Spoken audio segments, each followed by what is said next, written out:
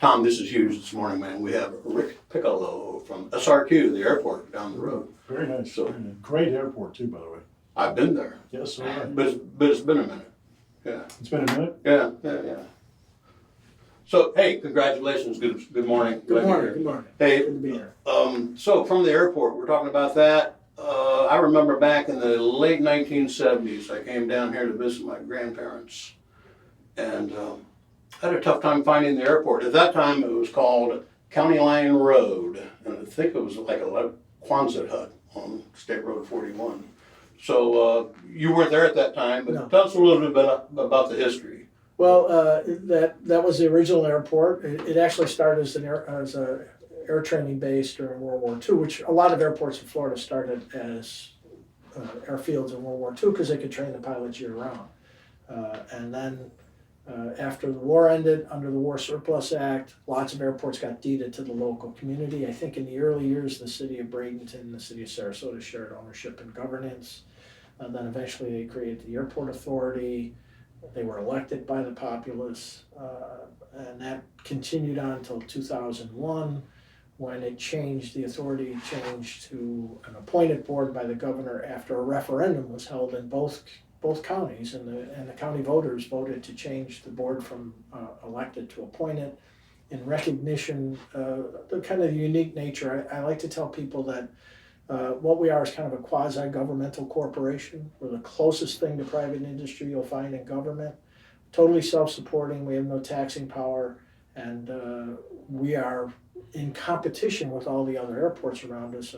As I was saying to you earlier, there's enterprise funds in government like water that don't charge you an ad valorem tax and charge you a fee for the service, but they have no competition. In our case, you've got Tampa and St. Pete to the north, Fort Myers and Punta Gorda to the south, and even Orlando International to the east. And if you drive by our doorstep, we have no way of reaching into your pocket and saying, well, we're an important asset in this community, an important part of the infrastructure of this community, and you need to support us. So we have to compete for your business. So it's not on my property tax bill. Not at all. No, you won't find it anywhere on any of your tax bills. SRQ is the fastest growing airport in America. I read that. $3.2 billion in economic impact in this area. $3.2 billion. And no tax dollars from the citizens. It's pretty much self-sufficient.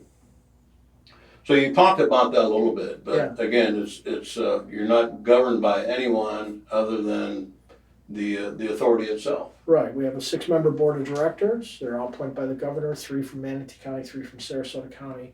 About a $55 million a year budget. We have our own police force, our own fire department, our own public works department, in the sense of everything out there, whether it's electrical, HVAC, plumbing, landscaping, everything's done by our own employees, about 220 employees. So we're kind of a mini city, and we're very proud of the fact that we give the community over $3 billion worth of value every year at zero cost to them as a taxpayer. And there's not another government agency, I think, that can say that. We do get grants for capital improvements from the state and federal government. They come out of trust funds that are funded from 2 distinct user fees. When you buy an airline ticket, there's a tax that's on that goes into the federal trust fund.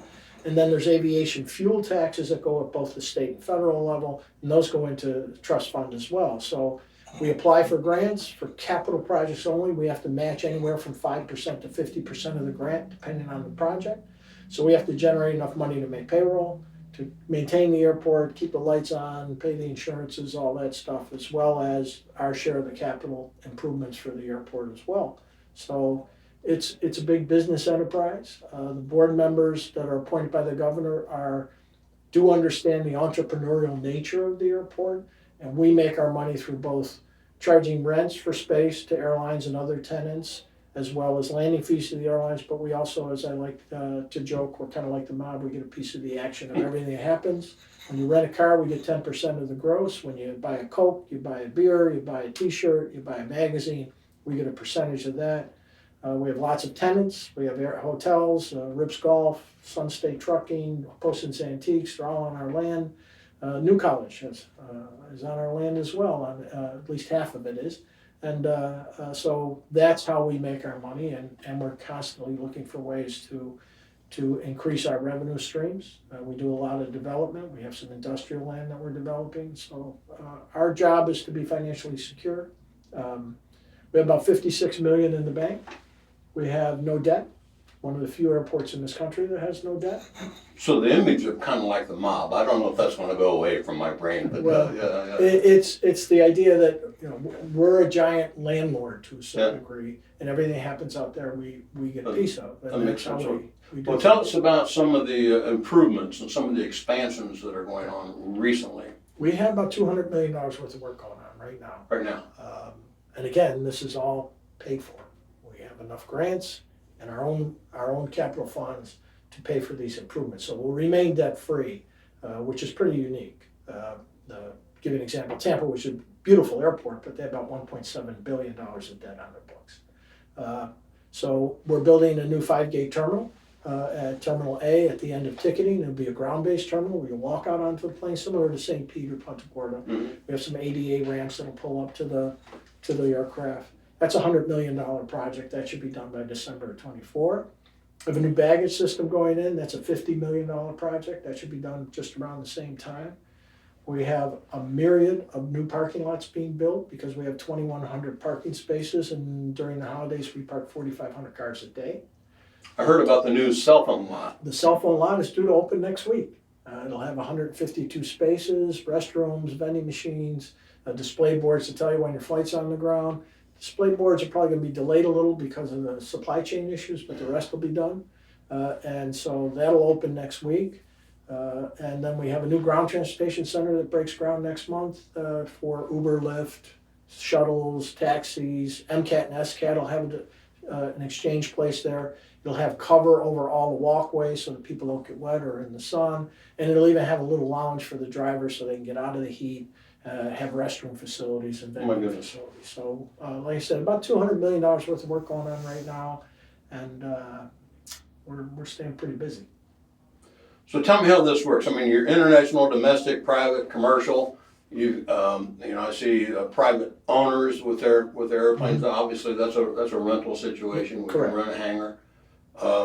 But tell me about the airlines themselves, as far as them coming in and out of the airport. In other words, if we fly out SRQ and Allegiant flies into Nashville BNA, for example, how does that work? Who pays for what?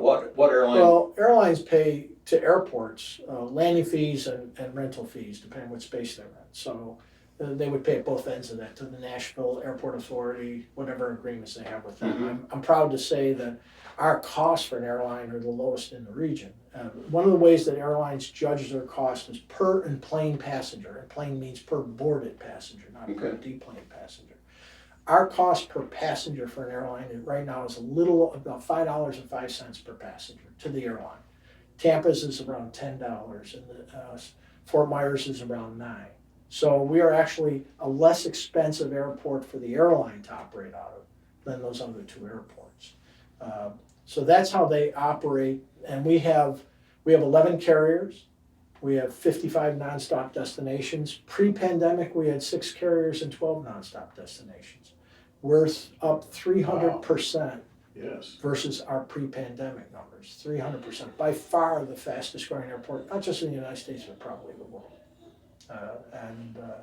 We've gone from an average of 1.2 to 1.3 million passengers total per year.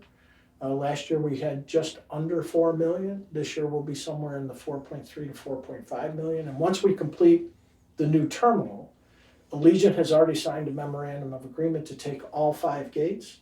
They'll give up the 3 gates they have in the existing terminal area. Other airlines will scarf those up very quickly. And so when you look at just Allegiant, they're going to have a 40% increase in their gate capacity, which means they'll have a serious increase in their amount of service here as well. So we expect after December 24, and when we open the new terminal, that sometime in 2025 through 2026, you're going to see another big surge. Because there'll be a lot more capacity at the airport. Who's your biggest carrier, passenger-wise? Our biggest carrier today is Southwest Airlines. Oh, right. They came in 2021, started with 8 cities, quickly went to 19. They did a little over 1 million passengers in 2022. Our second largest carrier is Delta at just around, they were in between 850 and 900,000. Allegiant is just below them by about 10,000 passengers, but I think this year it looks like Allegiant may pass them and become our second largest carrier. And then after that, American, United, JetBlue, and then some of our smaller carriers follow after that. Here's one I put a lot of thought into. What does the Q stand for in SRQ? There's highways in the sky, and in the old days, there were radio signals that the aircraft would hone in on, and it was SRS for Sarasota. Makes sense to me. All right, and then what ended up happening is it's so close to SOS that it caused too many confusions of emergencies, so they cut off the S at the end, and Q is simply a filler. Very similar to like LAX. X is a filler for LA, for Los Angeles, and not every airport follows where their community is. You got DFW for Dallas-Fort Worth, but for example, Orlando is MCO. Now, why is it MCO? Because it was McCoy Air Force Base back in World War II. So it's a little different depending on the location and what your three-letter identifier is, but that's kind of the history of what happened here.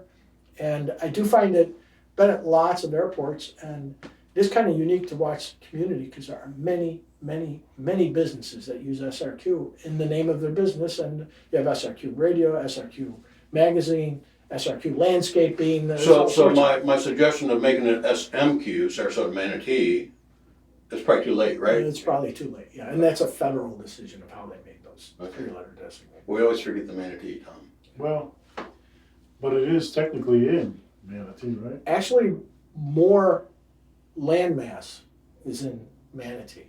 It's funny, we sit in 3 political jurisdictions. When you first pull into the airport and into the parking lot, it's in the city of Sarasota. Right.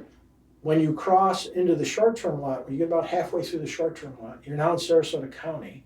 And when you enter the terminal, you're in Sarasota County. As you go down that concourse, you get past about gate 5, you're now crossing into Manatee County. And the same at the runway as you cross part of it from Sarasota County into Manatee County. So most of the airport from that gate area north is in Manatee County. So the bulk of our property is in Manatee County. But we sit in 3 political jurisdictions, which makes for some MRQ. unique permitting issues when you're trying I can imagine that. Speaking about that, tell us about safety and security. You know, you're regulated by TSA, FAA, and probably many other acronyms. We're one of the most regulated businesses there is, and we have lots of agencies to answer to. From a safety and security standpoint, I know this sounds like any place would say that, and it probably is true, but that's our highest priority, safety and security of our passengers. As I said, we have our own police force, our own fire department. They're fully certified. They meet the same requirements as every other certified police department in this state.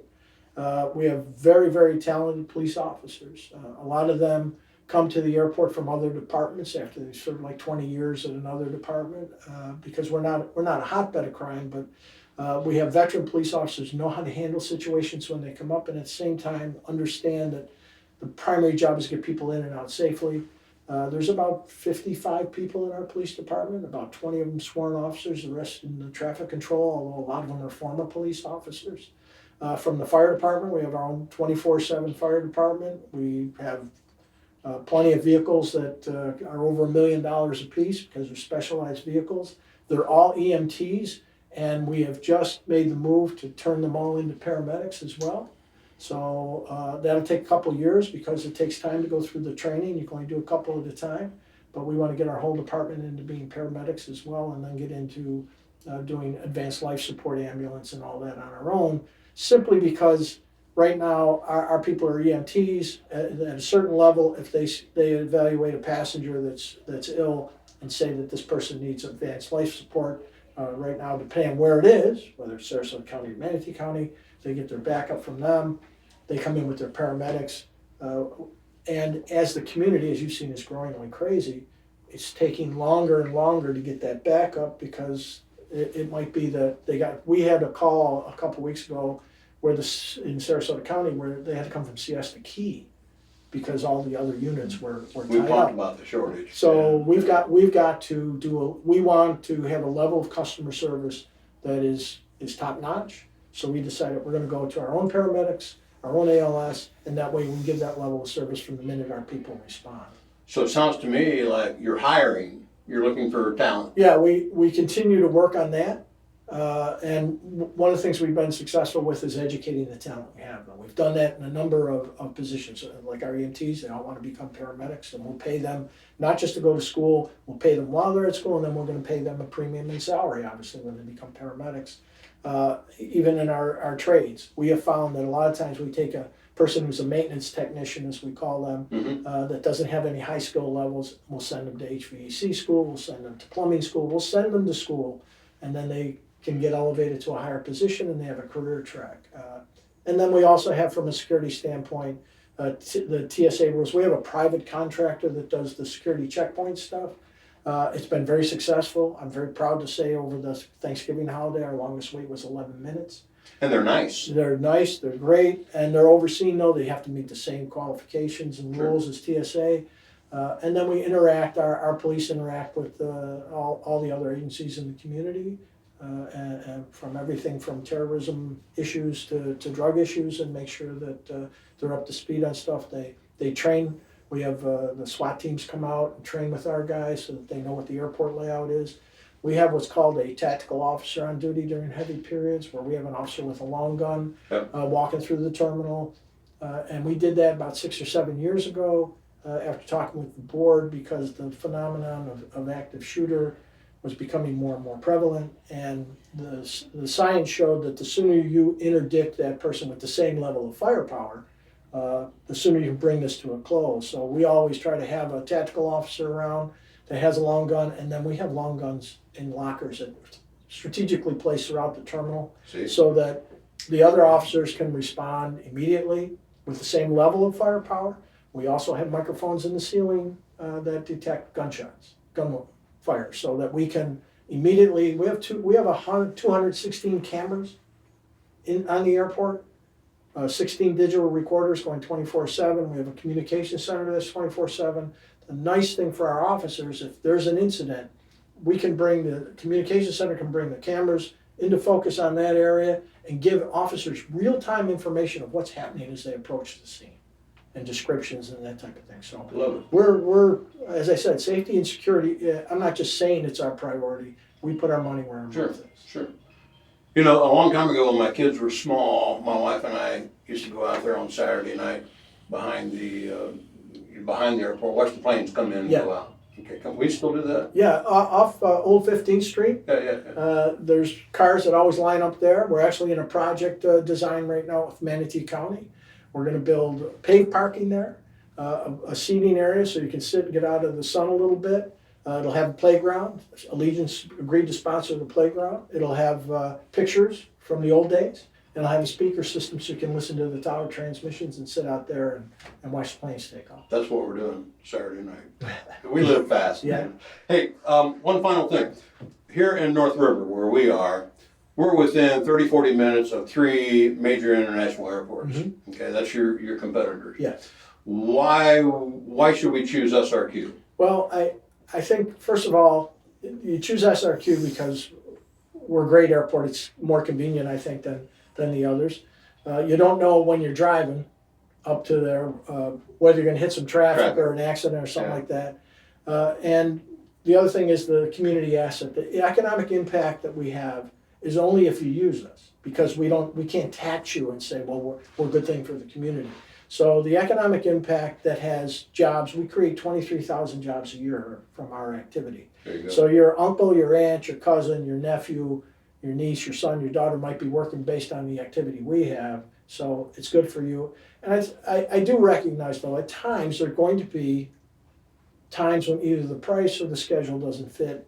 And then you have to go. You can't fight that. The only thing I want people to understand is we don't determine the flights. We don't determine the times. That's up to the airlines. They're totally deregulated.